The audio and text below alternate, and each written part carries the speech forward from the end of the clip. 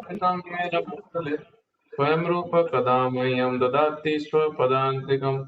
वन्देऽहं श्रीगुरु श्रीरापदकमलं श्रीगुरून् वैष्णवांश्च श्रीरूपं सहजजातं सहगणरघुनाथान्वितं तं सजीवं साद्वैतं सावधूतं परिजनसहितं कृष्णचैतन्यदेवं श्रीराधाकृष्णपादान् सहगणा ललिता श्रीविशाखान्वितांश्च हे कृष्ण करुणा सिंधु दीनबंधु जगत्पते गोपेश गोपिका कांत राधा कांत नमोस्तुते। तप्तकांचन गौरांगी राधे वृंदावनेश्वरी वृषभानुसुते देवी प्रणमामि हरिप्रिये। वंशाकल्पतरुभ्यश्च कृपा सिन्धुभ्यैव च पतितानां पावनेभ्यो वैष्णवेभ्यो नमः। श्रीकृष्ण चैतन्य प्रभु नित्यानंद श्री अद्वैत गदाधर शिवासादि गौर भक्त वृंद हरे कृष्ण कृष्ण कृष्ण हरे हरे, हरे राम राम राम हरे हरे।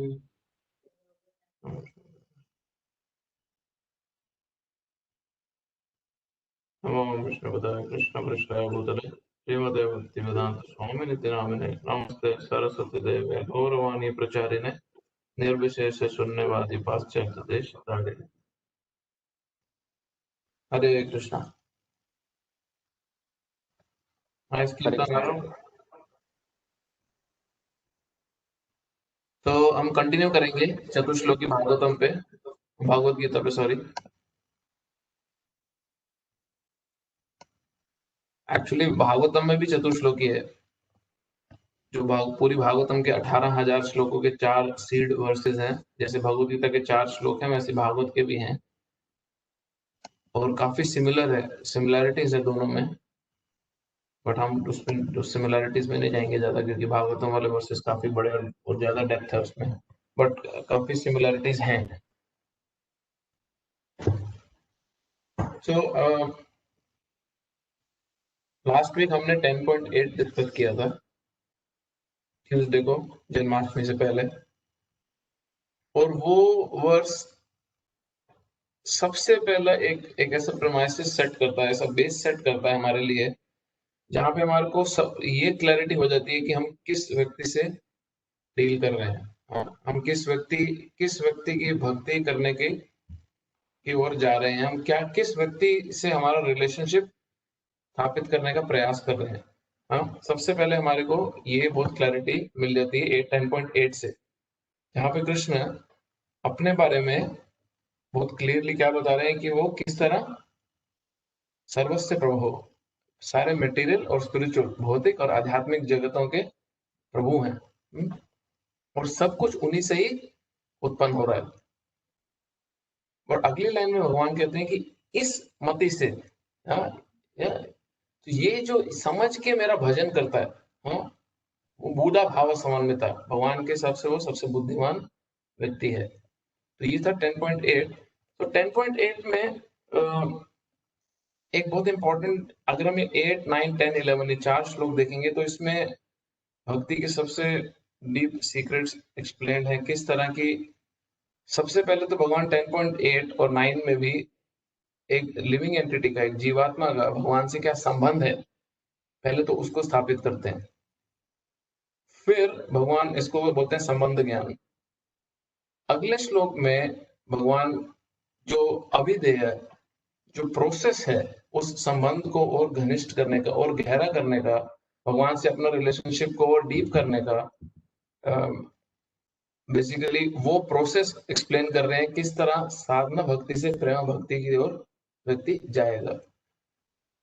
और आखिरी में भगवान एक्सप्लेन करते हैं प्रयोजन मीन्स जो हमारा गोल अचीव करना है हमारे को, इस पूरी की पूरी प्रोसेस, इस पूरी की पूरी क्रिया से, भक्ति के पूरे भक्ति के गुण जो नियम है उसको पालन करके जो हम क्या रिजल्ट अचीव करने की कोशिश कर रहे हैं अपनी लाइफ में। अभी आप लोग भी आके सुन रहे हो, आप क्या रिजल्ट अचीव करना चाहते हैं, वो है, उसका मतलब है गोल, वो है प्रयोजन, जो हमारा भगवान से प्रेममय रिश्ता स्थापित करना है, जो भगवान के प्रति हमारा प्रेम जागरूक करना है। तो ये तीन स्टेजेस हैं जो इस चतुश्लोकी भागवत में कवर की है। तो देखते हैं कितना वर्सेस होते हैं अपने कवर। बट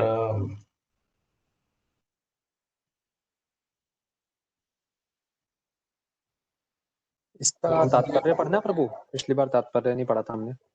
पूरा हो तो गया था 10.8 का, तात्पर्य हाँ कर लिया था पूरा पूरा। पढ़ लिया था हमने। Right right right, sorry. हाँ, पूरा हमने कर लिया था, जिसमें सारे उपनिषदों से प्रभुपाद जी ने, तो 10.8 में प्रभुपाद ने भगवत गीता और भागवतम को कोट ही नहीं किया तात्पर्य के अंदर, कृष्ण की पोजीशन को स्थापित करने के लिए कि भगवान किस तरह परम पुरुषोत्तम है, सारे देवी देवताओं सभी ऋषि मुनियों की उत्पत्ति भगवान से ही हुई है, वो एस्टैब्लिश करने, उसको स्थापित करने के लिए उस फैक्ट को प्रभुपाद ने किसी भागवत और भगवत गीता जैसे स्क्रिप्चर्स जो को यूज ही नहीं किया रेफरेंस देने के लिए। प्रभुपाद ने सिर्फ उपनिषद और बाकी जो अदर अदर दूसरे पुराणों को इस्तेमाल किया कृष्ण की पोजीशन को डिस्क्राइब करने के लिए। तो अब हम आ रहे हैं 10.9 पे, जो हमारा आज का वर्ष है।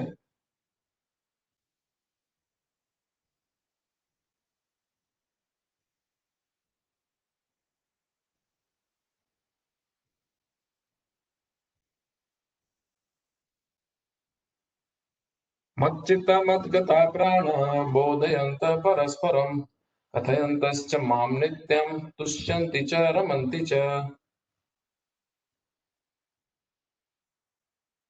मेरे शुद्ध भक्तों के विचार मुझ में वास करते हैं, उनके जीवन मेरी सेवा में अर्पित रहते हैं और वे एक दूसरे को ज्ञान प्रदान करते तथा मेरे विषय में बात करते हुए परम संतोष तथा आनंद का अनुभव करते हैं। सबसे पहले भगवान के जो भक्त हैं उनकी थॉट्स की बात करी जा रही है, उनके जो विचार हैं वो भगवान में स्थित हैं। दूसरा पॉइंट इसमें, जो जो भगवान के शुद्ध भक्त हैं उनके जीवन, उनकी एक्टिविटीज, उनका लाइफ में एक्शन जो है वो क्या है, भगवान की सेवा में है। तो मन भी, उनके बॉडी एक्शंस भी भगवान की सेवा में है और उनका मन भी भगवान में स्थित है। और ये दो करने से, शरीर और मन भगवान में पूर्ण रूप से एंगेज रखने से क्या होता है, भगवान का जो भक्त है वो ग्रेट सेटिस्फेक्शन जो है वो डिराइव करता है। हाँ, संतोष उसको मिलता है बहुत ज्यादा और बहुत आनंद की प्राप्ति होती है। बट एक भक्त का जो संतोष प्राप्त करना और एक आनंद की प्राप्ति जो अनुभव है वो अपने तक नहीं सीमित रखता। वो क्या करता है, वो एक दूसरे को ज्ञान प्रदान करता है। आपस में भक्त लोग आपस में एक दूसरे से उस आनंद की जो अनुभूति है, उस संतोष जो सेटिस्फेक्शन है, उसको जो एक्सपीरियंस है वो एक्सचेंज करते हैं। तो ये हम पिछले श्लोक में भगवान से जो हमारा संबंध स्थापित हुआ कि भगवान परम नियता है, परम पुरुषोत्तम है और हम जो जीवात्मा जो भगवान के अंश हैं, अब ये श्लोक में भगवान से हमारा रिलेशनशिप जानने के बाद ये श्लोक में हम वो रिलेशनशिप को कैसे एस्टैब्लिश करेंगे, वो प्रोसेस डिस्क्राइब्ड है। हाँ, जो इसको संस्कृत में बोलते हैं अभिधेय, जो प्रोसेस क्या है।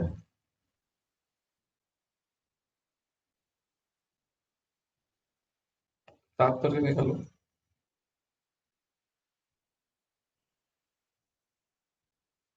यहाँ जिन शुद्ध भक्तों के लक्षण का उल्लेख हुआ है वे निरंतर भगवान की दिव्य प्रेम भक्ति में रम रहते हैं। उनके मन कृष्ण के चरण कमलों से हटते नहीं, वे दिव्य विषयों की ही चर्चा चलाते हैं। इस श्लोक में शुद्ध भक्तों के लक्षण का विशेष रूप से उल्लेख हुआ है। भगवत भक्त परमेश्वर के गुणों तथा उनकी लीलाओं के गान में अहर्निश लगे रहते हैं।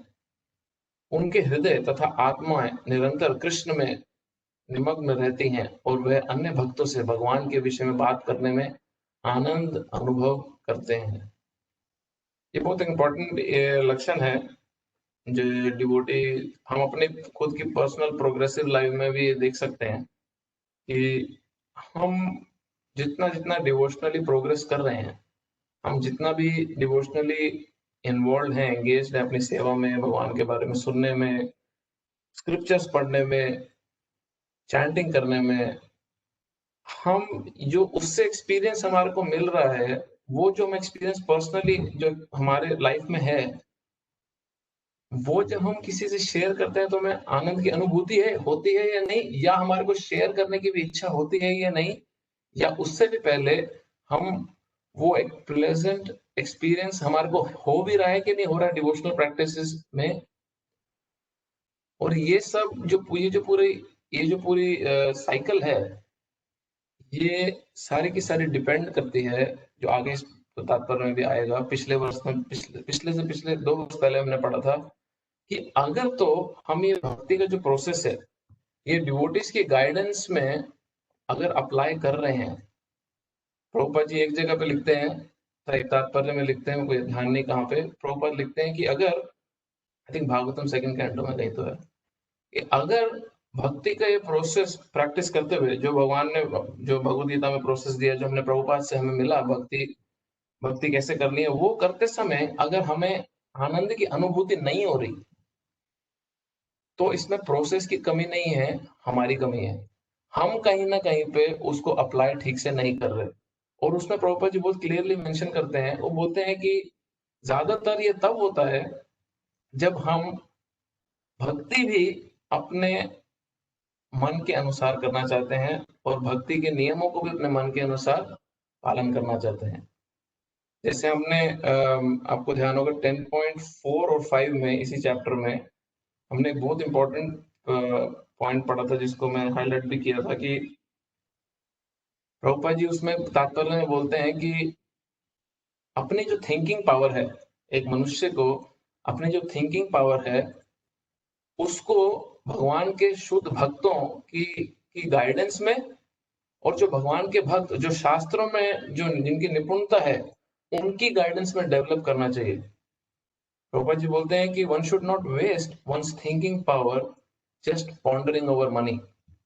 हाँ, अपनी सोचने की शक्ति सिर्फ धन कमा सकूं, किसी तरह अपनी लाइफ कंफर्टेबल कर सकूं, किसी तरह सिर्फ खुद को आनंद की प्राप्ति हो सके, मैं और मेरे परिवार को, उस उस अंडरस्टैंडिंग से अपनी थिंकिंग पावर को डेवलप नहीं करना, जबकि उसको डेवलप करना है भगवान के शुद्ध भक्तों की गाइडेंस में, उन भक्तों की गाइडेंस में जो शास्त्र में निपुण है, जिनको शास्त्र का निचोड़ पता है। अगर हम उनकी गाइडेंस में अपनी थिंकिंग पावर डेवलप करते हैं और फिर हम भक्ति के ये प्रोसेस को अप्लाई करते हैं, तो आनंद की अनुभूति होना कंपलसरी है। फिर हमारे को ये एक्सपीरियंस नेचुरली होगा। जैसे बहुत बार बोला जाता है कि भक्ति भक्ति अहेतु है, वो अहेतु की है, उसका कोई कारण नहीं है। भगवान के भक्तों द्वारा एक भक्त को भक्ति प्राप्त हो जाती है। हाँ, भगवान को उसमें कोई हेतु, उसमें कोई वो नहीं रहता कि जैसे इंग्लिश में बोलते हैं कि भक्ति कॉजलेस है, कोई बहुत प्रपंच नहीं रचने भगवान की भक्ति प्राप्त करने के लिए, शुद्ध भक्त बनने के लिए। बट ये जो बेसिक अंडरस्टैंडिंग है, ये तो करनी ही पड़ेगी कि under the guidance of devotees हमारे को अपनी स्पिरिचुअल प्रैक्टिस, जो हमारी निजी साधना है, उसको डेवलप करना पड़ेगा भक्तों के संरक्षण में ही, उनके शेल्टर में ही। अपने मनोविचार से अगर हमने शास्त्र पढ़ के जो हमारे को समझा, अगर वो हम उसको एक स्पिरिचुअल प्रैक्टिस बना लेते हैं और उसके हिसाब से हम उसको अप्लाई करना शुरू करते हैं, तो हमें रिजल्ट में भी मिले ना मिले, डिपेंड करेगा कितना हमारा सिंसियरिटी। क्योंकि प्रभुपाद जी एक पर्पट में पिछले चैप्टर में बता रहे थे कि अगर किसी के पास भक्तों की एसोसिएशन ही नहीं है, और वो बहुत सिंसियर है उसके हार्ट में, और वो बिल्कुल भी भक्तों के संग में नहीं है, और उसको फैसिलिटी नहीं है कि फिजिकली किसी भक्त से एसोसिएट कर सके, तो भगवान जो परमात्मा रूप में उसके हृदय में स्थापित हैं, वो उसकी मदद करेंगे उसको डायरेक्शन देने के लिए।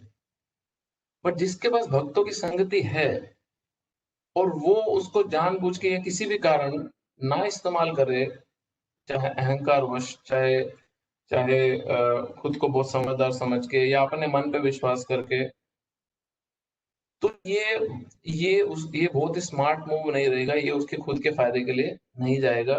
क्यों? क्योंकि उन्हीं भक्तों के थ्रू जो परमात्मा उसके हृदय में स्थित हैं, उसको संकेत देंगे कि भक्ति में आगे बढ़ना कैसे है। तो बहुत इंपॉर्टेंट है। ये सारे लक्षण है जिससे हम खुद समझ सकते हैं कि हमारे को भगवत गीता इतना ठोक ठोक के बार बार बोल रही है कि आनंद का अनुभव होगा, बट हम कर रहे हैं तो हमें नहीं हो रहा, तो कहाँ पे डिफेक्ट है, कहाँ पे लीकेज है, वो ढूंढने के लिए ये सारे पॉइंट्स काम आएंगे कि हम खुद जाके देखें कि हम गलती कर कहाँ रहे हैं। अगर आनंद अनुभव नहीं हो रहा, आनंद अनुभव ही नहीं होगा तो शेयर करना तो छोड़ दो, वो दूर की बात है, जो ये श्लोक का मेन पर्पस है। आगे, भक्ति की प्रारंभिक अवस्था में वे सेवा में ही दिव्य आनंद उठाते हैं। वे भगवान के बहुत एडवांस भक्तों की बात हो रही है। और परिपक्व अवस्था मतलब जो मैच्योर स्टेज में वे ईश्वर प्रेम को प्राप्त होते हैं। जब वे इस दिव्य स्थिति को प्राप्त कर लेते हैं, तब वे सर्वोच्च सिद्धि का स्वाद लेते हैं। वो भगवत धाम में प्राप्त होती है। भगवान चैतन्य दिव्य भक्ति की तुलना जीव के हृदय में बीज बोने से करते हैं। ब्रह्मांड के विभिन्न लोकों में असंख्य जीव वितरण करते रहते हैं। इनमें से कुछ ही भाग्यशाली होते हैं जिनकी शुद्ध भक्तों से भेंट हो पाती है और जिन्हें नाहक की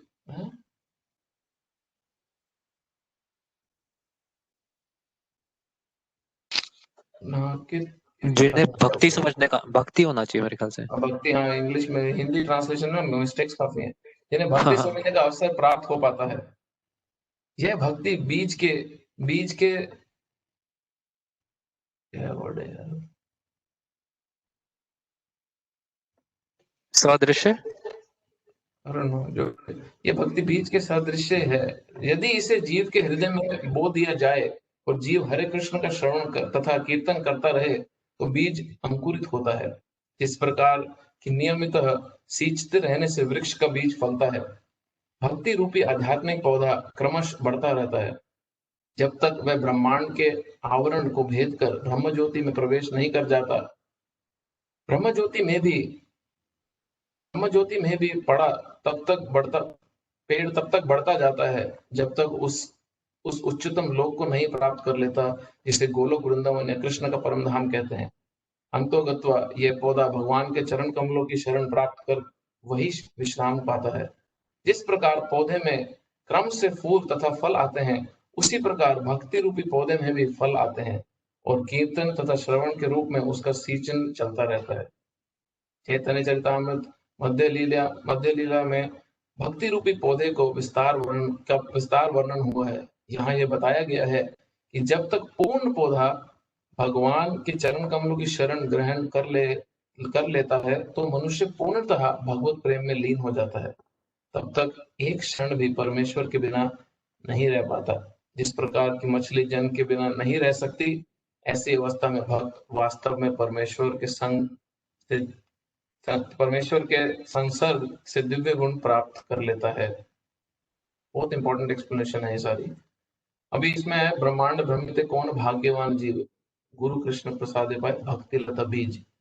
तो इसकी शुरुआत कहाँ से हो रही है कि कौन है वो इतना फॉर्चुनेट सोल जिसको भगवान की और भगवान के भक्तों की कृपा से, भक्तों की एसोसिएशन से भक्ति का बीज मिलता है। अब भक्ति का बीज मिलने का मतलब है कि हमारी किसी तरह कुछ श्रद्धा पैदा हो, कुछ रुचि पैदा हो हमारे भीतर, हाँ हमें भक्ति करनी है, कृष्ण से अपना पुनः रिश्ता स्थापित करना है। सिर्फ इतनी इच्छा ही पैदा होना ये बीज पड़ने के समान है। और जब ये भक्ति का बीज पड़ जाता है, उसके बाद हमारा जो जो जो बहुत केयरफुली हमारे को करना है वो है उसको सींचना। अब ये श्लोक में चैतन्य चरितामृत को कोट करके प्रभुपाद जी एक्सप्लेन कर रहे हैं कि भक्तों की संगति में, भक्तों की कृपा से ये बीज तो मिल जाता है, भगवान की और गुरु की कृपा से ये भक्ति का बीज तो मिल जाता है। अब उसको केयरफुली सींचने के बाद उसका रिजल्ट क्या है, वो इतना महान है वो रिजल्ट कि वो जो पौधा है वो बढ़ता बढ़ता बढ़ता भगवान के चरण कमलों तक जाके रुकता है सीधा। बेसिकली इसका मतलब है कि इस शरीर का त्याग करने के बाद एक भगवान का शुद्ध भक्त जो पूर्ण तरह से भक्ति में रमा है, वो भगवान के धाम को प्राप्त करता है, भगवान की संगति को प्राप्त करता है उनके धाम में। बट जब तक वो बीच में, जब अब तक अपनी वो आध्यात्मिक प्रगति कर रहा है इस जगत में, अपनी आध्यात्मिक प्रगति वो जब जीव कर रहा है, वो जो प्रोग्रेशन है, वो प्रोग्रेशन बेसिकली इस पूरे पैराग्राफ में एक्सप्लेन करिए कि किस तरह वो आगे आगे बढ़ता जाता है।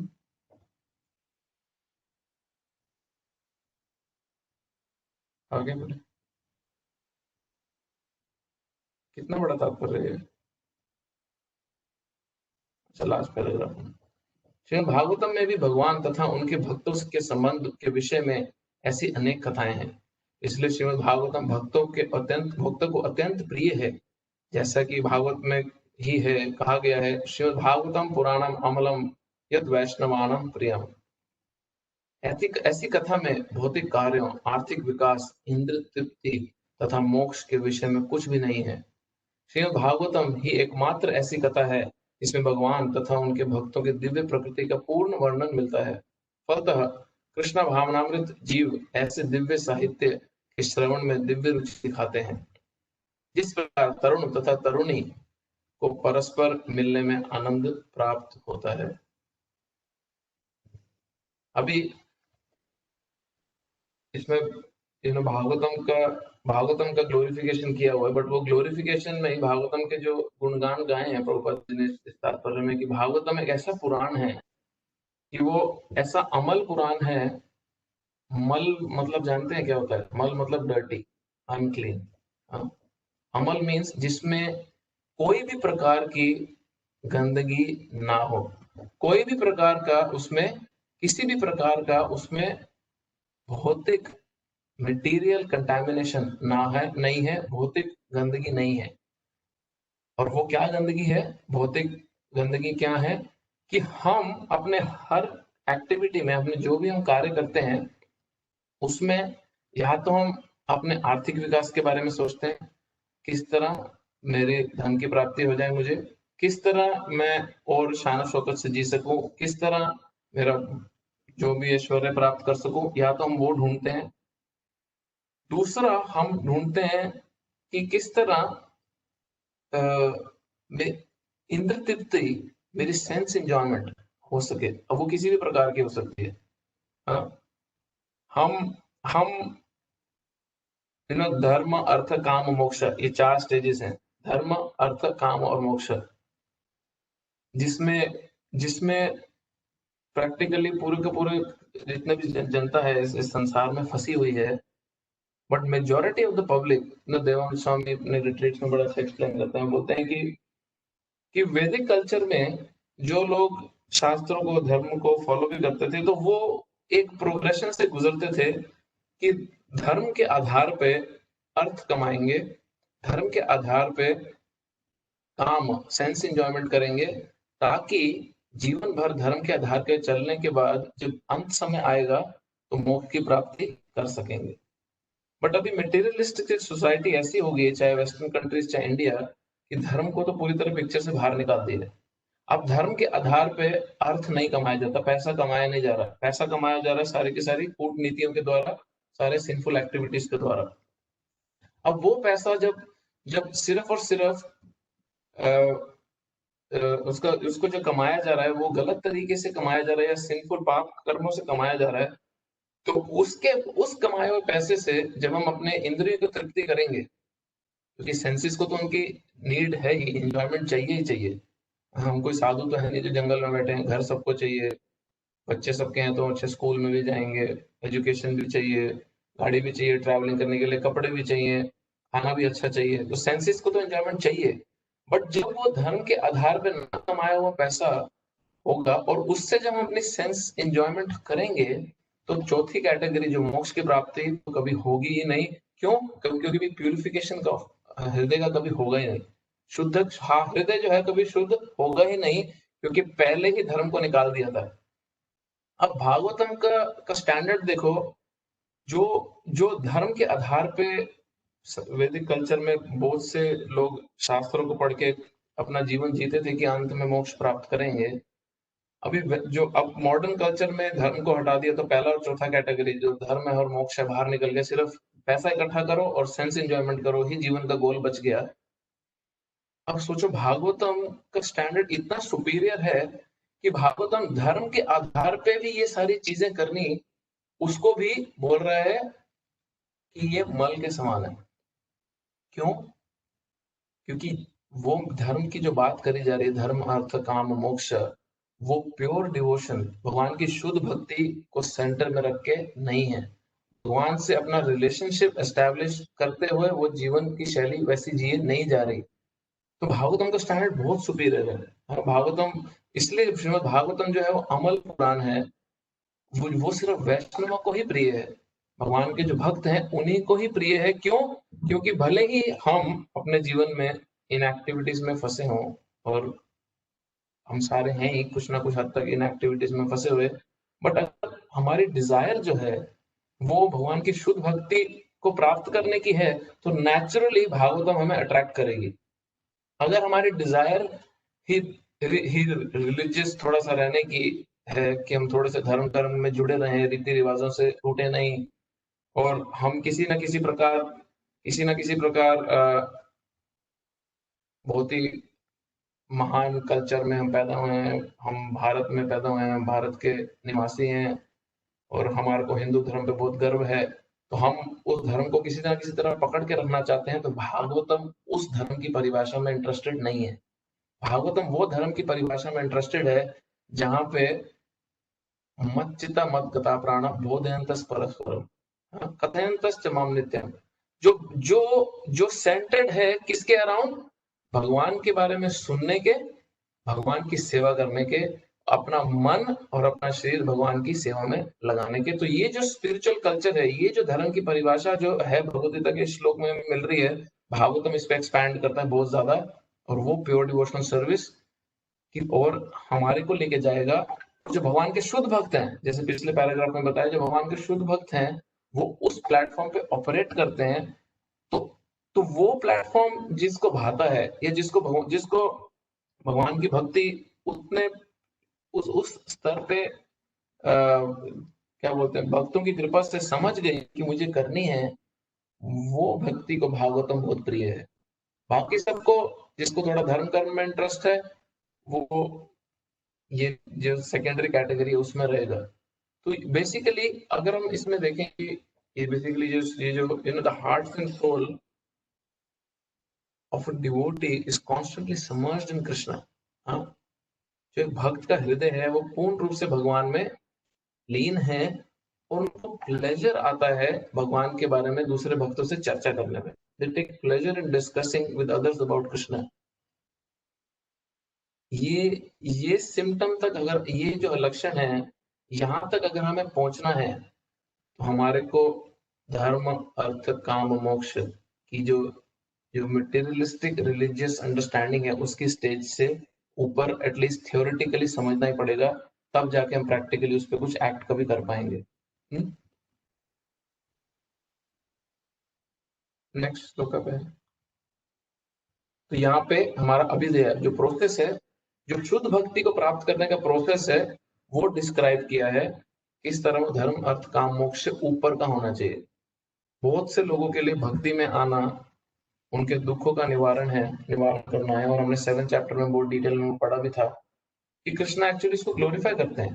भगवान बोलते हैं कि बहुत अच्छा है कि तुम मेरे पास इन मटेरियल कारणों से ही आ रहे हो, तो बहुत अच्छा है क्योंकि तुम मेरे पास तो आ रहे हो। भगवान उसको रिजेक्ट नहीं करते, भगवान उसको ग्लोरीफाई करते हैं। बट साइमल्टेनियसली भगवान उसके बाद ये भी बताते हैं कि जो जो मेरे नॉलेज के लिए मेरे पास आ रहा है, जो ज्ञानी था, जिस ज्ञानी की भगवान बात करते हैं, वो मेरे समान है, मुझे इतना प्रिय है कि मैं उसमें और अपने में भेद नहीं देखता। बट उसके बाद भगवान ये भी बताते हैं कि जो मेरा शुद्ध भक्त है, जिसको सिर्फ और सिर्फ मेरी सेवा और मेरे ही आनंद की में ही इंटरेस्ट है, वो मैं उसको मेरे समान नहीं, मैं उसको अपने से ऊपर मानता हूँ। अभी मैं थोड़ी देर पहले ही भागवतम में पढ़ रहा था, 2nd कैंटो 3rd चैप्टर में प्रभुपाद जी परपुट में जी स्वामी को कोट करके बोल रहे हैं। प्रभुपाद बोलते हैं कि हमारे को ये प्रिंसिपल अपने लाइफ में उतारना ही चाहिए, लर्न कर लेना चाहिए। क्या?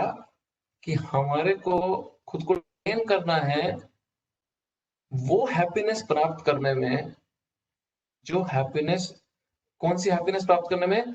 जो कृष्णा को हैप्पीनेस देने में हैप्पीनेस है, जो भगवान को आनंद देने में आनंद की प्राप्ति है। हमारे को खुद को ट्रेन करना चाहिए वो आनंद को रिलीज करने में, एंजॉय करने में। बट वो आर्टिफिशियली हो नहीं सकता। क्यों वो आर्टिफिशियली हो नहीं सकता? क्योंकि हृदय में इतना मैल है। तो उसके लिए जो पूरा का पूरा प्रोसेस दिया है भक्ति का, श्रवण से शुरुआत होती है, जिसकी भगवान के बारे में सुनने से, फिर कीर्तन, भगवान के नाम लेने से, भगवान के याद करने से, अपने जो हृदय में फिर भक्त के जो जो क्लीनिंग होता है, प्यूरिफिकेशन आता है, वो ये सब जब साइमल्टेनियसली होता है, तब हम अपने आप को एटलीस्ट थ्योरेटिकली समझा पाते हैं। प्रैक्टिकली तो फिर ग्रेजुअली होगा कभी कभी कि मुझे वो आनंद प्राप्त करना है, वो खुशी चाहिए जो कृष्ण को खुशी देने में खुशी है। अभी कई बार सुन के समझ भी नहीं आएगा, बट फिर भी सुन लेना चाहिए। मेरे को तो समझ नहीं आया, बट मैं फिर भी एटलीस्ट जो लाइन पढ़ी मैं रिपीट कर रहा हूँ कि वो हैप्पीनेस को किसी तरह हमारे को अचीव करना है, हाँ, जो भगवान को आनंद देने में आनंद की प्राप्ति है। 10.10 ते संयुक्तानां भजतां प्रीतिपूर्वकं ददामि बुद्धियोगं तं येन मामुपयन्ति ते। जो प्रेम पूर्वक मेरी सेवा करने में निरंतर लगे रहते हैं, उन्हें मैं ज्ञान प्रदान करता हूँ, जिसके द्वारा वह मुझ तक आ सकते हैं। हाँ, ये अनदर बहुत इंपॉर्टेंट श्लोक है।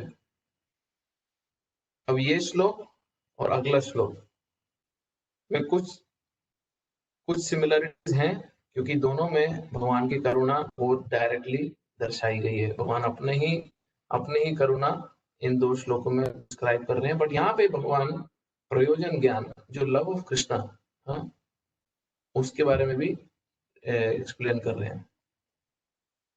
तो तात्पर्य में आप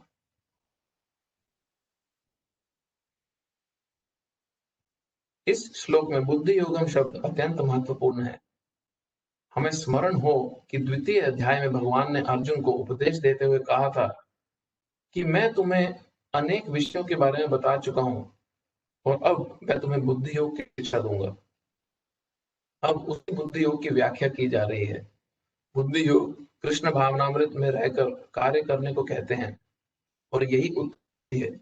बुद्धि का अर्थ है बुद्धि और योग का एक अर्थ है। बुद्धि और योग का अर्थ है बुद्धि और योग का अर्थ है यौगिक गतिविधियों अथवा यौगिक उन्नति। हाँ, एक सेकेंड, पॉइंट है क्या?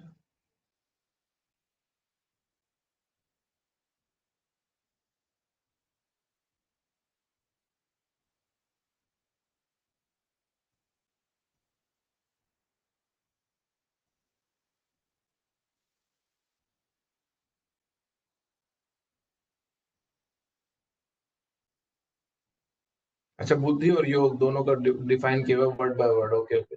बुद्धि मतलब इंटेलिजेंस और योगा मतलब मिस्टिक एक्टिविटीज।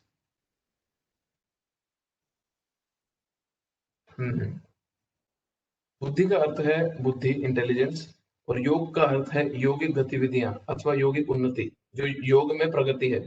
जब कोई भगवत धाम को जाना चाहता है और भक्ति में वह कृष्ण भावनामृत को ग्रहण कर लेता है, तो उसका यह कार्य बुद्धि योग कहलाता है। सिंपल डेफिनेशन, बहुत कॉम्प्लिकेटेड प्रभुपाद ने बहुत सिंपल कर दिया। जब कोई भगवान के धाम जाना चाहता है और भक्ति में कृष्ण भावनामृत को ग्रहण कर लेता है, तो उस कार्य को बुद्धि योग कहते हैं। दूसरे शब्दों में बुद्धि योग की विधि है वह विधि है जिसमें मनुष्य भव बंधन से छूटना चाहता है। बेसिकली वो अपनी इंटेलिजेंस यूज कर रहा है, अपनी बुद्धि का इस्तेमाल कर रहा है, किस तरह भगवान की भक्ति प्रेममय सेवा प्राप्त करे और इस भव बंधन से निकले। उन्नति करने का चरम लक्ष्य कृष्ण प्राप्ति है। लोग इससे नहीं जानते, अतः भक्तों तथा प्रमाणिक गुरु की संगति आवश्यक है। वापिस से वही पॉइंट आया, उन्नति करने का चरम लक्ष्य कृष्ण प्राप्ति है। पैरामीटर क्या है सक्सेस का? कृष्ण को प्राप्त करना, और लोग ये नहीं जानते, अतः भक्तों तथा प्रमाणिक गुरुओं की संगति आवश्यक है। मनुष्य को ज्ञान होना चाहिए कि कृष्ण ही लक्ष्य है, और जब लक्ष्य निर्दिष्ट हो है, तो पथ पर मंद गति से प्रगति करने पर भी अंतिम लक्ष्य प्राप्त हो जाता है। हमारे को गोल क्लियर है, तो हम स्लोली भी अगर गोल की तरफ जा रहे हैं, तब भी गोल क्लियर हो जाएगा। जैसे कई बार बोला जाता है कि भक्ति जो है वो स्प्रिंट रेस नहीं है, वो एक मैराथन है। तो स्प्रिंट रेस में विजेता वो होता है जो पहले आता है, बट भक्ति स्प्रिंट रेस ना होने के कारण, मैराथन होने के कारण, वो विजेता होता है जो रेस खत्म कर लेता है। तो जो भी रेस खत्म कर ले, जो भी भगवान की प्राप्ति कर ले, इस लक्ष्य को प्राप्त कर ले, वही विजेता है। बट भक्ति का पथ तो मैराथन से भी बेटर है, क्योंकि इस पथ पे अगर कोई चलता है और इस जीवन में नहीं भी खत्म कर पाता, तो वो भी लूजर नहीं है, वो भी विजेता ही है एक तरह से। क्यों? क्योंकि अगले जन्म में वो वहीं से शुरू करता है जहां तक उसने भक्ति अपनी पिछले जन्म में समाप्त की थी। तो मैराथन में ऐसा नहीं होता कि 40 किलोमीटर में भागे तो इस बार तुम 8 किलोमीटर में थक के रुके, तो अगले मैराथन में तुम 90 किलोमीटर से शुरू करोगे। नहीं, वापस से शुरू करना पड़ेगा। पर भक्ति एक ऐसा मैराथन है कि जितनी प्रगति कर ली, उतनी प्रगति परमानेंटली हमारी हो गई, और उससे ही जहां तक खत्म किया था इस जीवन में, वहीं से आगे बढ़ना है। इसलिए भक्ति में लूज लूज सिचुएशन या लूज विन का कॉम्बिनेशन ही नहीं है। जो भगवान भक्ति अपने जो भगवान की भक्ति में प्रयास भी कर रहा है, वो विन विन सिचुएशन ही है उसके लिए। बट वैसे प्रभुपाद जी कई बार बोलते हैं कि just finish your business in this one life. ये एक लाइफ में अपना भौतिक बिजनेस समेटो और भगवान के धाम जाओ। जब समझ गया कि गोल क्या है, जब समझ गया कि क्या लक्ष्य प्राप्त करना है, और भगवान के भक्तों के संग में जब ये भी समझ गया कि अटके क्यों हुए हैं, किन कारणों से रुके पड़े हैं, तो तो फिर क्यों डिले करना, फिर जल्दी जल्दी अपनी भक्ति की जो अपना गोल है उसको प्राप्त करें। एक्चुअली में डिवोटीज एसोसिएशन आप देखोगे तो इस चैप्टर के ऑलमोस्ट हर परपोर्ट में कहीं ना कहीं प्रभुपाद उसको उसके बारे में बात करते हैं, स्पेशली वहां पे जहाँ पे प्रोग्रेस एक डिवोटी की करने की बात आ रही है। क्योंकि अगर हम देखें जो डिवोटीज का एसोसिएशन है, वो वो सदोष दर्पण भी है। दर्पण मतलब शीशा होता है, मिरर। तो सिर्फ डिवोटीज के साथ एसोसिएट ही करना हमें हमारे दोषों को शीशे में हमारे ही मुंह पे दिखाता रहता है कॉन्स्टेंटली। तो, तो जो स्वदोष दर्पण है, जो खुद के दोषों को देखने वाला जो दर्पण है, जो मिरर है, वो डिवोटीज से अगर हम एसोसिएशन ना करें, हमारा एसोसिएशन छूट जाए और हम किसी भी डिवोटीज के आसपास ना रहें, या अपने को डिवोटीज के आसपास बीच में ना रखें, तो होगा क्या कि हमारे को अपने दोष दिखने बंद हो जाएंगे, और हमारा पतन वहीं से शुरू हो जाएगा जिस दिन हमारे को अपने दोष दिखने बंद हो जाए। अब कई बार जब दोष दिखते हैं तो चुभता है, दुखता है, बट वो जो दोष दिखने हैं जो डिवोटीज की एसोसिएशन में, वो अपने आप में ही प्रगति का लक्षण है। क्योंकि बीमारी तो, जब बीमारी आइडेंटिफाई होती है एक पेशेंट को, तो उसकी 50% ट्रीटमेंट तो हो गया कि पता तो चला डायग्नोस क्या है, करा तो पता तो चला इश्यू क्या है। अब उसके बाद तो सिर्फ ट्रीटमेंट ही करना है। और और और अगर हम टिके रहते हैं भक्तों के संग में, तो ट्रीटमेंट भी हो जाएगा भगवान की और भक्तों की कृपा से। बट सबसे पहला इंपॉर्टेंट चीज है कि कुछ भी हो, अपने को इस दर्पण से, इस मिरर से दूर नहीं करना। समहाउ और अदर भक्तों के एसोसिएशन में टिके रहना चाहिए, जिसकी भी कंडीशन हो। आगे, जब मनुष्य लक्ष्य को जानता है किंतु कर्म फल में लिप्त रहता है, तो वह कर्म योगी होता है। ये जानते हुए कि लक्ष्य कृष्ण है, जब कोई कृष्ण को समझने के लिए मानसिक चिंतन का सहारा लेता है, तो वह ज्ञान योग में लीन होता है। किंतु जब वह लक्ष्य को जानकर कृष्ण भावनामृत तथा भक्ति में कृष्ण की खोज करता है, तो वह भक्ति योग या बुद्धि योग होता है। और यही पूर्ण योग है, यही पूर्ण योग ही जीवन की सिद्ध अवस्था है।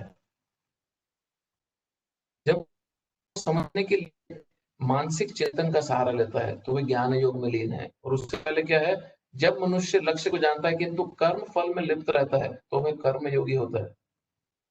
ये जानते हुए कि कृष्ण है। हाँ, अभी अभी भक्ति योग की जो प्रधानता है, वो इस पैराग्राफ में प्रभुपाद जी एक्सप्लेन कर रहे हैं। और मैं ये तात्पर्य पढ़ के वापस से वर्ष पे आऊंगा, क्योंकि जो डायरेक्ट वर्ष को थोड़ा सा डिस्कस करेंगे। कि अभी जो भक्ति योग की जो प्रधानता है वो कर्म योग और ज्ञान योग के कंपैरिजन में सिंपल तरीके से प्रभुपाद ने एक्सप्लेन करी कि जो कर्म फल में लिप्त है, हाँ, कर्म योगी बेसिकली कर्म योगी वो होता है कि जिसको जो कार्य कर रहा है, जो एक्टिविटी कर रहा है, वो उससे अटैच्ड है। अब वो अपनी जो एक्टिविटी वो कर रहा है उससे अटैच्ड है और उसको वही एक्टिविटी करनी है, बट जो उसका रिजल्ट मिलता है व्यक्ति को, वो उसको योग में भगवान के सेवा में इस्तेमाल करता है, तो वो कर्म योगी बन जाता है। बट उसको अटैचमेंट किससे है? उसी एक्टिविटी से है, और उस एक्टिविटी के रिजल्ट को भगवान की सेवा में लगा के कर्मयोगी बन जाता है। जो दूसरा है, जिसको जो ज्ञान योगी है, वो अपने मन की, अपने मानसिक चिंतन का सहारा लेता है भगवान को समझने में। अभी इसमें हम भी अपने मन को इस्तेमाल कर रहे हैं, राइट? हम अपना मन अगर इस्तेमाल ना करें तो हमें भगवान हम प्रगति नहीं कर पाएंगे। बट हमारा मन का इस्तेमाल करना टोटली शास्त्र के आधार पे है, प्रभुपाद जी की टीचिंग के आधार पे होना चाहिए। तो वो ज्ञान योग नहीं है। हम खुद से सोचने नहीं बैठ रहे कि कृष्ण का स्वरूप क्या है, हम खुद से सोचने नहीं बैठ रहे कि क्या प्रोसेस में फॉलो करूं, मेरे हिसाब से ऐसा करूं, तुम्हारे हिसाब से क्या है ना। यहाँ पे यहाँ पे वो अपने मानसिक चिंतन का सहारा लेता है।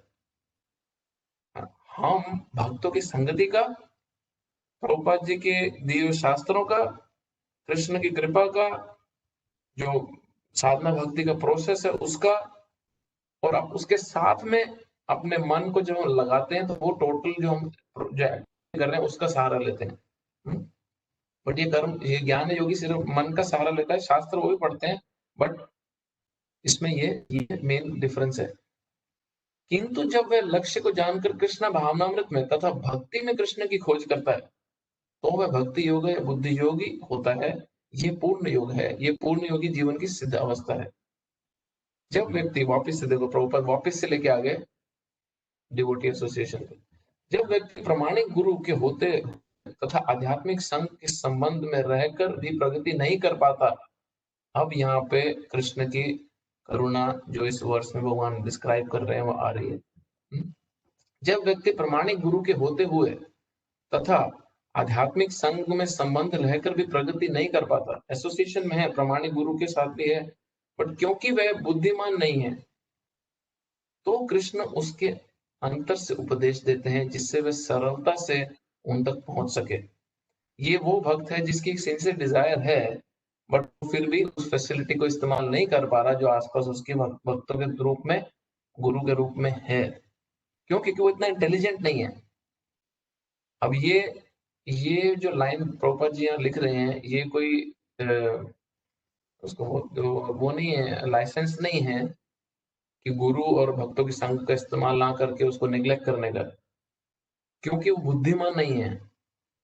वो इंटेलिजेंट ना होने के कारण जब इतनी अपॉर्चुनिटी है एसोसिएशन की, उसको नहीं यूज करता, बट फिर भी सिंसियर डिजायर है उसकी भक्ति करने की, तो भगवान उसको भीतर से उपदेश देते हैं। इसके लिए जिस योग्यता की उपेक्षा है वह यह है कि कृष्ण भावनामृत में निरंतर रहकर प्रेम तथा भक्ति के साथ सभी प्रकार की सेवा की जाए। उसे कृष्ण के लिए कुछ न कुछ कार्य करते रहना चाहिए, किंतु प्रेम पूर्वक। हाँ, सिंसियर डिजायर होने के कारण वो भक्त भगवान की सेवा में किसी न किसी तरह लगा हुआ है भगवान को प्लीज करने के लिए। यदि भक्त इतना बुद्धिमान नहीं है कि आत्म साक्षात्कार के पद पर प्रगति कर सके, किंतु यदि वह एकनिष्ठ रहकर भक्ति कार्य में रत रहता है, तो भगवान उसे अवसर देते हैं कि वह उन्नति करके अंत में उनके पास पहुंच जाए। अभी ये जो वर्ष है, ये वर्ष को दो पार्ट में देखें। एक तो लास्ट पैराग्राफ जिसमें प्रभुपाद जी एक्सप्लेन कर रहे हैं कि जो इतना इंटेलिजेंट ही नहीं है कि वो ये भगवान के भक्तों की दी हुई इस्तेमाल करके फटाफट प्रोग्रेस कर सके और सक्सेसफुली गोल अचीव कर सके, उनके बारे में भी भगवान बोल रहे हैं कि those who are constantly devoted to me, जो हर समय, वर्ष दिखाना एक बारी, भावार्थ दिखाना, ऊपर जाओ। हाँ, जो प्रेम पूर्वक मेरी सेवा करने में निरंतर लगे रहते हैं, उन्हें मैं ज्ञान प्रदान करता हूँ जिसके द्वारा मुझ तक आ सकते हैं। तो ये जो कैटेगरी है, जो ये भगवान खुद से वो प्रॉमिस कर रहे हैं, अब इसमें भगवान का एक्चुअली में जो करुणा है, जो भगवान का हार्ट है, वो बहुत क्लियरली दिख रहा है कि भगवान अपने इस कोमल हृदय के होने के कारण ऐसे भक्त की मदद करते हैं, ऐसे भक्त के लिए ऐसी फैसिलिटीज क्रिएट करते हैं, उसको इंटेलिजेंस देते हैं जो इतना समझदार ना हो कि वो भगवान के भेजे हुए शुद्ध भक्तों का भी इस्तेमाल कर सकते हैं। और जो भगवान के शुद्ध भक्त के साथ संगति कर रहे हैं, जो भगवान के दिए हुए प्रोसेस पे चल रहे हैं, भगवान उन्हें भी इंटेलिजेंस देते हैं कि वो उस संगति का और कैसे सदुपयोग कर सकें कि जिसके जिसकी वजह से वो भगवान के पास जल्दी आ सके। हाँ, तो ये दोनों कैटेगरीज के लिए ये भगवान का उपदेश है कि वो भक्त भी जो अच्छे से सब फॉलो कर रहे हैं, भगवान उन्हें भी इंटेलिजेंस देते हैं कि किस समय पे सही क्या एक्शंस लेने हैं, क्या डायरेक्शन लेनी है, गाइडेंस लेनी है। उनको गाइडेंस भगवान बाहरी दृष्टि से भी दे देते हैं, क्योंकि जो गुरु हैं, जो भगवान के शुद्ध भक्त हैं, जो भगवान के भक्त भी हैं, वो भी परमात्मा की डायरेक्शन में काम कर रहे हैं। और भगवान के गुरु तो जो हमारे जो गुरु हैं, वो तो परमात्मा की एक्सपेंशन है, वो तो परमात्मा के स्वयं क्या बोलते हैं, स्वरूप है अपने अपने शिष्यों का उद्धार करने के लिए। हाँ, भगवान स्वयं गुरु रूप में अवतरित होते हैं अपने शिष्यों का उद्धार करने के लिए, अपने भक्तों का उद्धार करने के लिए। तो ये इसलिए बहुत इंपॉर्टेंट है। ये वर्सेस जो है 8th 9th 10th बहुत ही और स्पेशली 11th जो अगला वर्ष जो हम आज नहीं करेंगे, मैं जान के इसको नेक्स्ट वीक के लिए रखना चाहता हूँ, क्योंकि वापस से दोबारा से हम ये 4 श्लोकों में जाएंगे और 11th वर्स में कंप्लीट करेंगे। ये वर्सेस जो है ये बहुत ही इंपॉर्टेंट श्लोक हैं, सारे के सारे चारों। और अब किसी को अगर सिर्फ ये 4 वर्सेस समझ जाए, थोड़ा डेप्थ में आके, तक क्या पूरा मर्म है भगवत गीता का, क्या निचोड़ है, पूरा एसेंस क्या है भगवत गीता का, वो एक्चुअली में उस भक्त को बहुत क्लियरली समझ जाएगा कि कृष्ण अर्जुन के माध्यम से हमें क्या देना चाहते हैं और किस तरह भगवान हमारे जीवन में इंटरफेयर कर रहे हैं खुद और अपने भक्तों के द्वारा हमारी प्रगति में सहयोग देने के लिए। और क्या गोल वो हम अचीव करने चाहते हैं, जो हम साधारणतः अपनी पर्सनल हालत में अगर हम देखें तो हमारे लिए बहुत फैंटास्टिक है, बहुत बड़ा गोल है, जो हम पिछले तात्पर्य में पढ़ रहे थे कि वो जो वृक्ष, जो बीज है, वो बढ़ के इतना बड़ा हो जाता है कि वो भगवान के चरण कमलों तक, भगवान के धाम तक हमारे को लेके जा सकता है।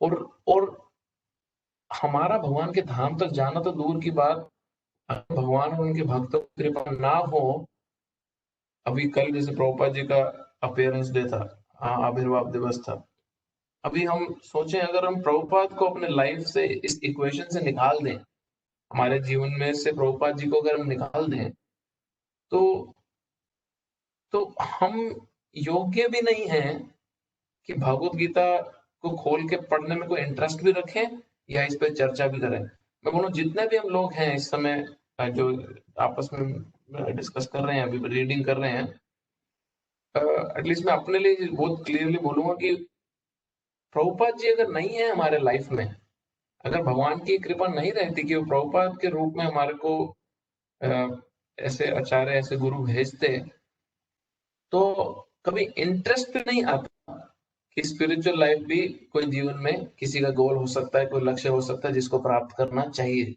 या आध्यात्मिक प्रगति भी कोई चीज है कि उसमें भी करियर बनाया जा सकता है, या उसमें भी वो भी एक डायरेक्शन है लाइफ की, कभी पकड़ी जा सकती है। तो ये जो पूरा का पूरा जो श्रेय है, ये पूरा का पूरा जो क्रेडिट क्रेडिट तुम क्या बोले, प्रभुपाद को क्या क्रेडिट देंगे, बट ये जो पूरा का पूरा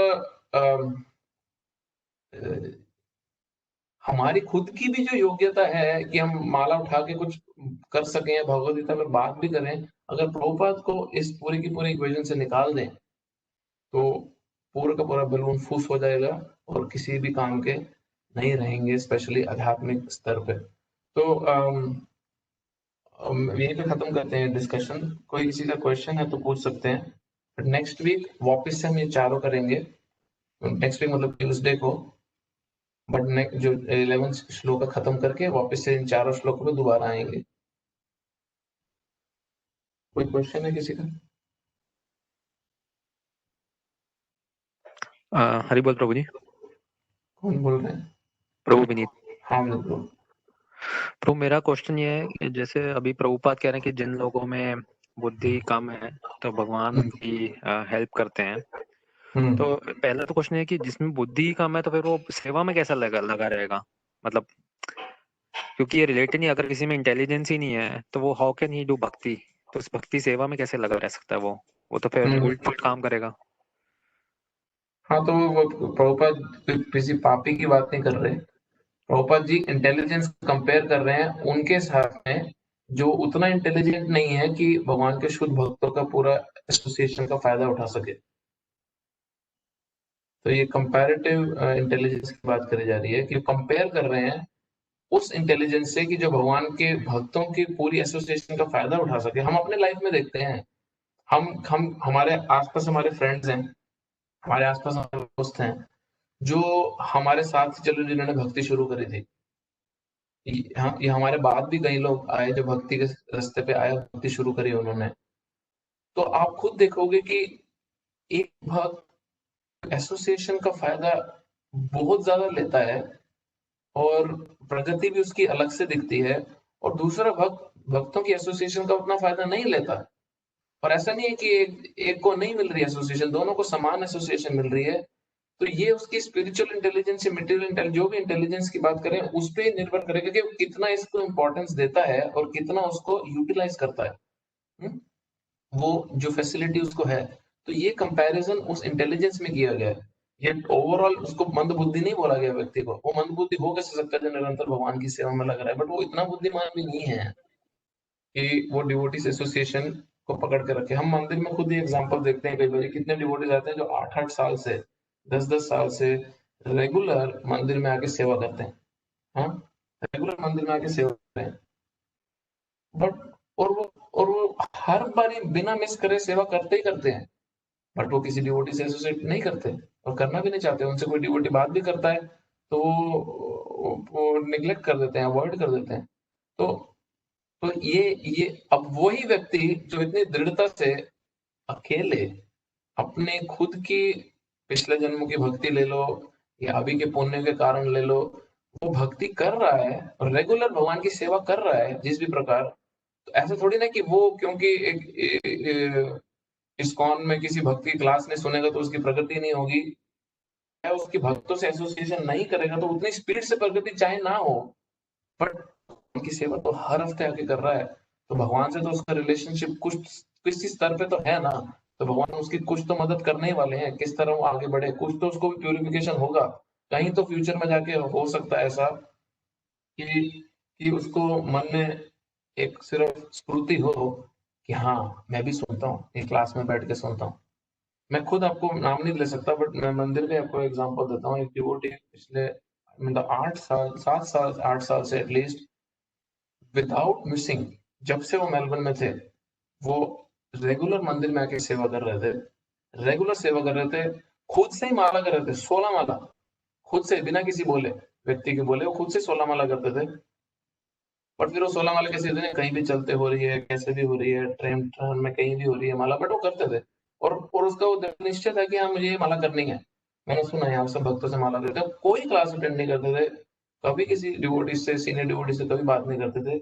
तो एक दिन एक डिवोटी ने उनको ऐसे ही अप्रोच करा और थोड़ा फटकारा कि तुम इतने सालों से आ रहे हो, कभी तुम किसी क्लास में नहीं आते, कभी कुछ नहीं करते, मतलब तुम सेवा कर रहे हो बहुत अच्छा है, बट तुम किसी क्लास को सुनना चाहिए, तुम किसी डिवोटी से गाइडेंस लेनी चाहिए। और समहाउ पहले भी उसको कई भक्तों ने बोला था, वो ऐसे करने बोलते हैं ना, वो बस निकल जाता था साइड में बहाना देके।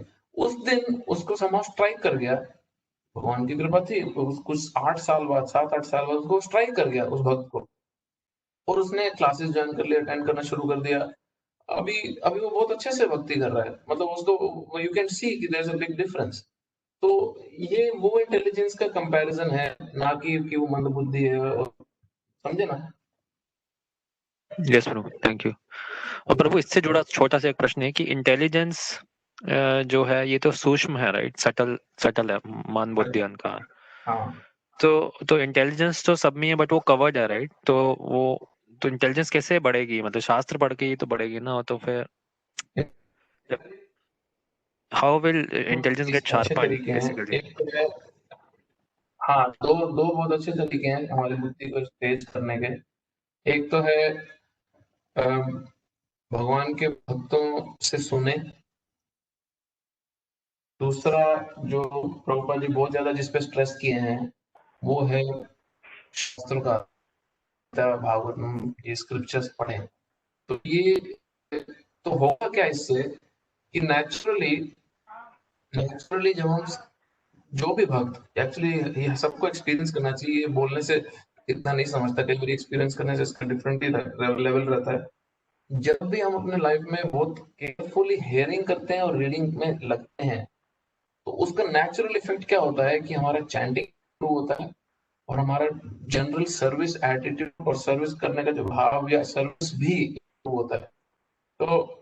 तो ये दो अगर किसी ने फिक्स कर लिए, तो उसका नेचुरली चैंटिंग करने की भी इच्छा होगी। आप खुद सोचो कि सपोज किसी को, कोई कॉलेज में जाता है, उसको पता ही नहीं है कि न दूसरे क्लास में कोई लड़की है, या किसी लड़की को नहीं पता दूसरे क्लास में कोई लड़का है, और उसका फ्रेंड सारा दिन आके उसको, उस लड़का या लड़की की तारीफ ही करता रहे। सारा दिन आके, सारा दिन वो क्या सुन रहा है कि उस क्लास में वो लड़की है, या उस क्लास में वो लड़का है, वो इतना अच्छा है, वो इतनी अच्छी है, सारा दिन सिर्फ वो यही सुन रहा है। इसलिए होगा क्या, 2 4 5 दिन बाद तो वो खुद ही जाके उससे बात करने की कोशिश करेगा, उसके आसपास भटकने की कोशिश करेगा, उससे रिलेशनशिप एस्टेब्लिश करने की कोशिश करेगा, कुछ करने की कोशिश करेगा उसके लिए, उसको इम्प्रेस करने के लिए। तो ये बहुत पावरफुल रिजल्ट रहता है सिर्फ शुद्ध भक्त वाणी सुनने से। अगर हम प्रभुपाद जी के बुक्स, प्रभुपाद जी के, या प्रभुपाद जी के कितने एडवांस शिष्य वगैरह हैं, प्रभुपाद जी के डिसिपल्स हैं, कितने सीनियर डिवोटीज हैं, उनको अगर हम सुनते हैं, तो ये एक बहुत बहुत स्ट्रॉन्ग इफेक्ट उसका रहता है कि अब प्रभुपाद जी के बुक्स लो, या प्रभुपाद जी के ये लेक्चर्स लो, या प्रभुपाद जी के जो जो जो शिष्य हैं, जो फॉलोअर्स हैं, जो प्योरली प्रभुपाद को फॉलो कर रहे हैं, उनको अगर आप सुनो, तो नेचुरली, अगर आप बहुत केयरफुली उनको सुनोगे, तो नेचुरली आपका खुद का डिजायर डेवलप होगा कि हाँ यार, मतलब बहुत टाइम वेस्ट हो गया, अभी अभी तो कुछ कुछ तो करना है, कृष्ण से अपना पुनः रिश्ता स्थापित करने के बहुत हो गया, अभी अभी कुछ तो मुझे करना है वो रिलेशनशिप में आगे बढ़ने के लिए। तो ये इंटेलिजेंस के शार्प होने के लक्षण है। और ऑन टॉप ऑफ इट, हम जब प्रभुपाद का बुक्स पढ़ते हैं, तो एक प्रभुपाद जी के डिसाइपल, एक बार एक सन्यासी बोल रहे थे, ये किसी का म्यूट नहीं है, म्यूट कर दो प्लीज। प्रभुपाद जी के एक डिसाइपल एक बार बोल रहे थे कि तुम्हारे ये छोट मोट भाषण देने से क्या होगा, तुम प्रभुपाद जी की बुक्स पढ़ने के लिए लोगों को इंस्पायर करो, क्योंकि प्रभुपाद जी की बुक्स जब वो पढ़ेंगे, तो उसमें प्रभुपाद नहीं, पूरी परंपरा, पूरे की पूरी परंपरा में जितने आचार्य हैं, वो सारे मिलके उस व्यक्ति को प्रीच करेंगे। हाँ, तो कई बार वो अटक जाते हैं खुद के लेक्चर वेक्चर भाषणबाजी में।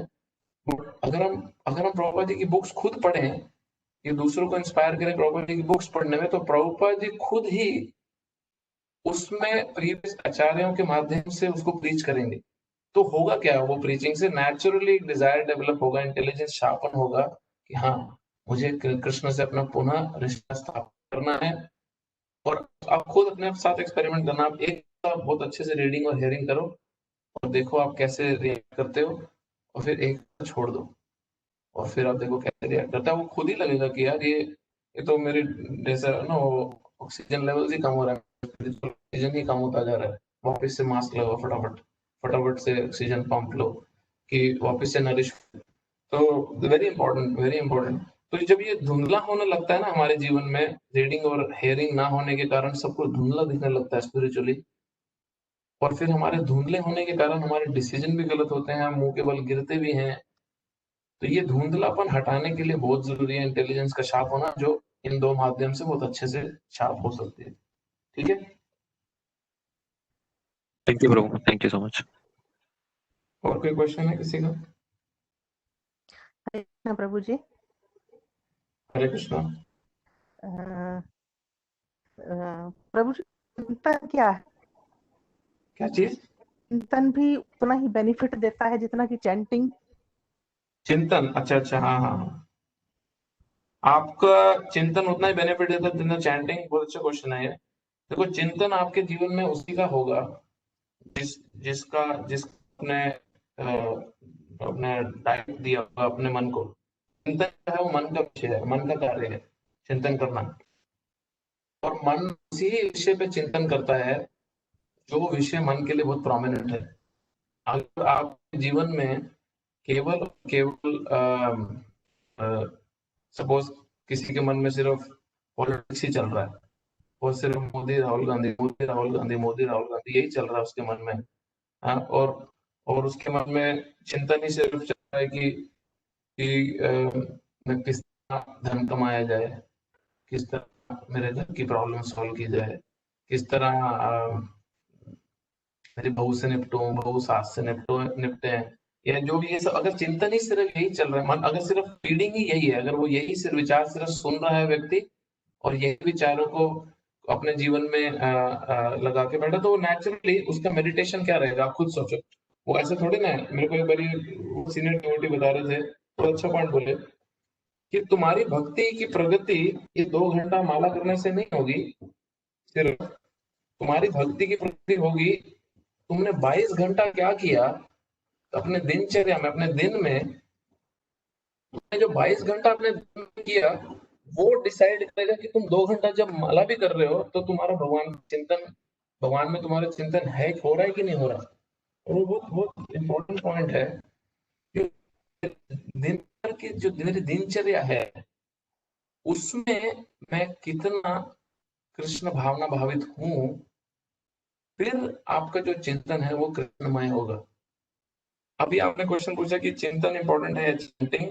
चैंटिंग बहुत इंपॉर्टेंट है, क्योंकि चैंटिंग भी आपके चिंतन को, श्रवण कीर्तन विष्णु स्मरणम, जब आपका श्रवण रहेगा, सुनना भगवान के बारे में, फिर आपका कीर्तन रहेगा भगवान के बारे में, आप भगवान का गुणगान कर रहे हो। और चैंटिंग कुछ नहीं है, सिर्फ भगवान का गुणगान ही है।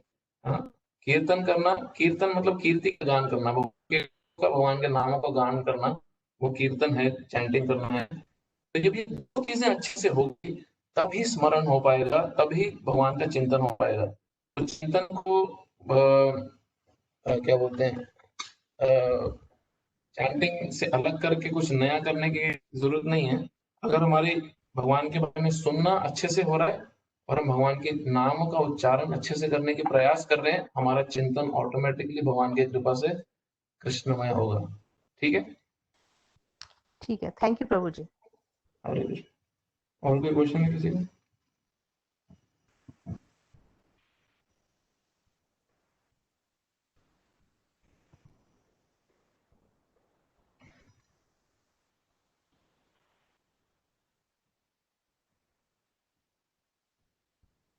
ठीक है, खत्म करें। ग्रंथराज श्रीमद् भगवद गीता की जय। श्रील प्रभुपाद की जय। अंत कोटि वैष्णव वृंद की जय। हरे कृष्णा प्रभु, thank you. Hare Krishna. Hare Krishna Prabhu.